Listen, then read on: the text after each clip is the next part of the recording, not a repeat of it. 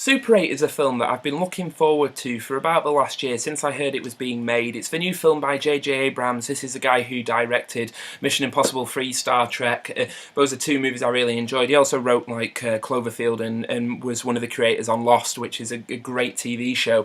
This Super 8 movie I've been looking forward to because it's executive produced by Steven Spielberg, and they've said from day one that this is essentially J.J. Abrams' love letter to the Amblin films of the 80s, like E.T. the Extraterrestrial and films like that. And those are films that I grew up watching. I spent my childhood watching films like that, and I thought, if J.J. Abrams manages to recapture that kind of magic, then I will be happy and I will love this movie.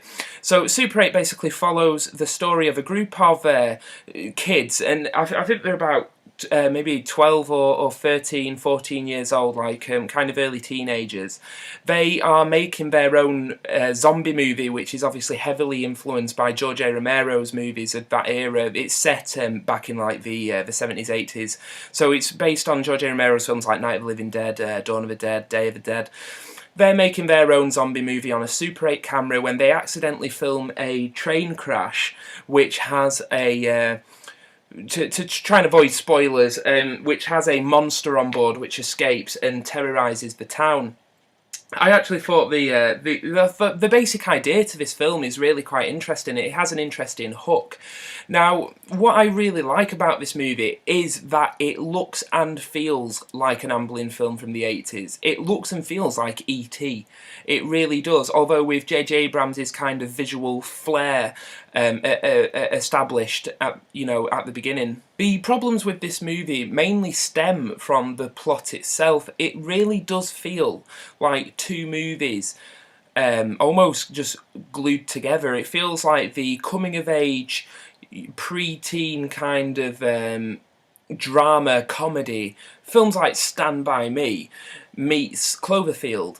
And it's not that it doesn't work, because it does work, but a part of me was thinking, when everything kicks off in the movie and the monster starts terrorising the town and it becomes a sci-fi adventure film, I was sat there thinking, I would quite like and probably prefer to just stay watching these kids film their little zombie movie. Like, that was the movie I wanted to see rather than the monster movie that it becomes, which I guess isn't so much a complaint, because that's not the movie it is. It's a monster movie, but I think that's really a testament to J.J. Abrams more than anything, that he manages to make us care about these characters and care about what these characters are doing and get so involved in their story that we want to carry on watching those characters even after the film evolves into something else in the second and third acts. So J.J. Abrams does so well at establishing not only the characters but the dynamic between them, and also potential romances within the group, that I didn't want to leave these characters for a second, and it's not often that you can really say that in this day and age of movies. There were a couple of missed opportunities in this film, and not so much plot-wise but character-wise. There's kind of a heavy-set child actor who falls out with the main character. Basically, you could have had such a resonant emotional payoff, but no, it turns out that this guy is just as selfish as he first appears. And it's little moments like this that really I would have preferred to see in this film. They set up certain emotional situations between the characters, and you think that, oh, this payoff would be so resonant and fulfilling, and then don't do it, which I thought was a shame. It's almost like they got 3/4 of the way through the script and forgot about the characters and just wanted to make a monster movie, and that kind of let it down a little bit, because I did think there were a few missed opportunities in this film. Another problem is that once the monster is on the loose, we spend just as much time with the adult characters, maybe even more so than the child actors, and that doesn't quite work for me. I like I said earlier, I would have preferred to stay with the kids in this movie, and because it is their film, but we end up, one of the child's dads, who's the sheriff of this town, we end up spending a lot of time with him trying to uncover a potential, government conspiracy, and it's just like, well,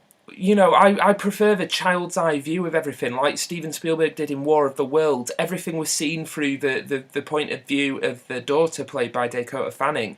That I wanted that in this movie. You know, we shouldn't see anything the kids don't see. We should stay with the kids. They are our anchor in this film. But they kind of forget that in favour of getting you know, a few more monster movie moments out of it, which I thought was a bit of a shame, but again, another of the missed opportunities I mentioned. I thought tonally the film was all over the place for a somewhat, and this could be a potential spoiler, for a somewhat misunderstood monster. It is a bit of a bastard eating people, and I just thought it was, the tone was inconsistent. You know, were we meant to be afraid? Were we meant to be in awe? You know, it just didn't quite gel together as it should have. You know, they build this monster character for something that we could potentially care about, but then have it capture and eat the townsfolk. So you know, how are you supposed to feel about this? It's a little bit all over the place. So that's another minor niggle with the film. This film does try really hard to be an Amblin film from the 80s, and I honestly think that had I not grown up watching stuff like E.T. and as a child saw Super 8 instead, I would have loved it a lot more.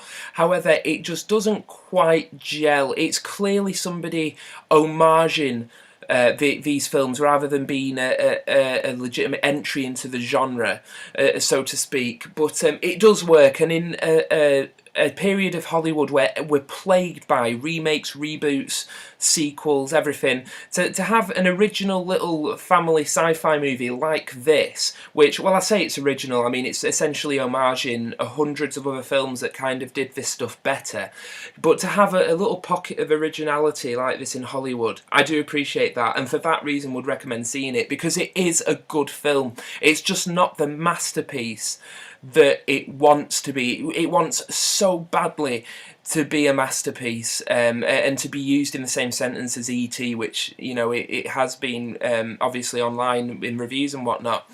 It wants so badly to be a masterpiece, doesn't quite achieve it, but it is a legitimately good, fun, satisfying action, adventure, sci-fi kids movie.